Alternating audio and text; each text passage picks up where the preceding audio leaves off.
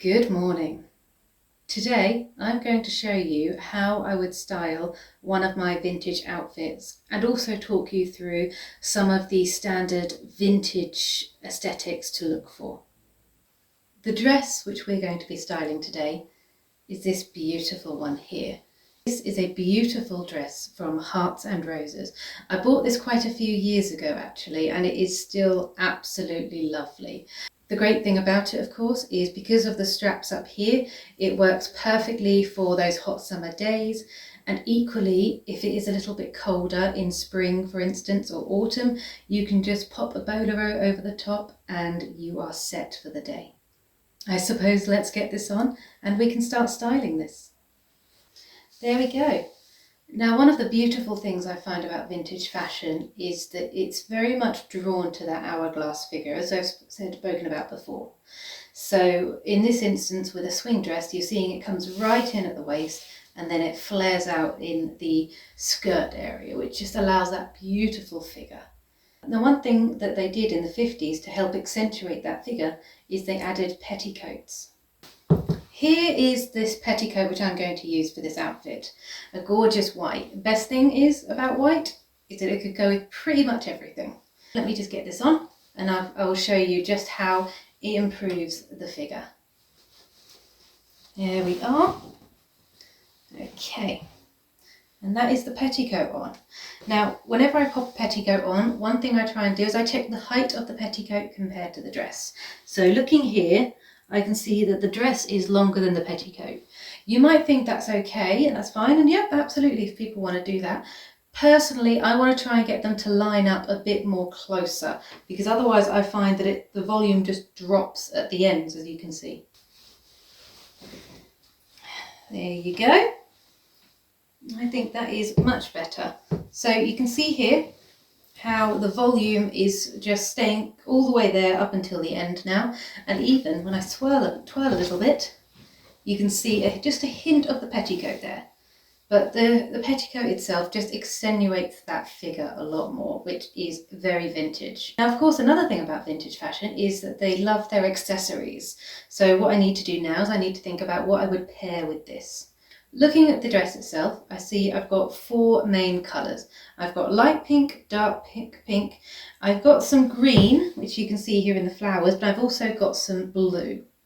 For this instance, I'm going to pair it with the blue, because you can see here how the little blue in there, it's just a gorgeous little set of blue flowers from the looks of it.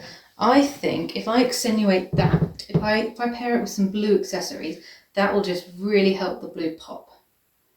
I'm going to go with my navy heels, and I'm also going to go with my navy bolero and navy belt.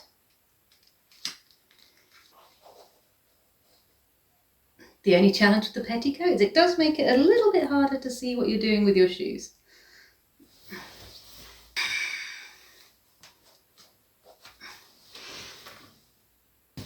There we go. So you can see how the navy belt and the navy shoes have just really helped to make the blue in this dress pop, while also making sure that the other colours, particularly the pinks, shine.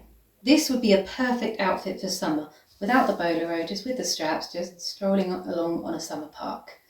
But of course, as you can probably tell by my accent, I live in the UK, and in the UK it can vary temperatures very quickly. So of course we need to add a bolero.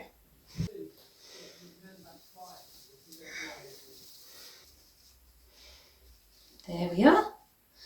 And you can just see how this bolero just ties in perfectly with all the navy, grouping everything together. It's just absolutely gorgeous. It's such a fun little outfit as well. It very much feels like a little vintage party vibe. And finally, what is one of my outfits without a hat?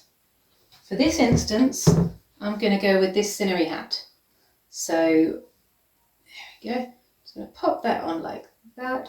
I always put my hats to just crooked to the right hand side. A couple of reasons for that. Firstly, it is actually tradition that ladies wear their hats leaning to the right, and then gentlemen will wear their hats leaning to the left. But also, personally, because my face is quite rectangular, Asymmetrical shapes and asymmetrical lines work really well with it. It's why I have a side parting as well. So just having the hat crooked to the side, I think adds to that asymmetricalness. And this is when I'm trying to do the bow and not catch my hair. Always a challenge. There you are. With my hair, I can either put my hair to the side like this and have it almost like a ponytail, but just trailing over one shoulder, or equally I can just pop it behind me. And there is the outfit. See just how gorgeous it is. I am ready for a vintage party now.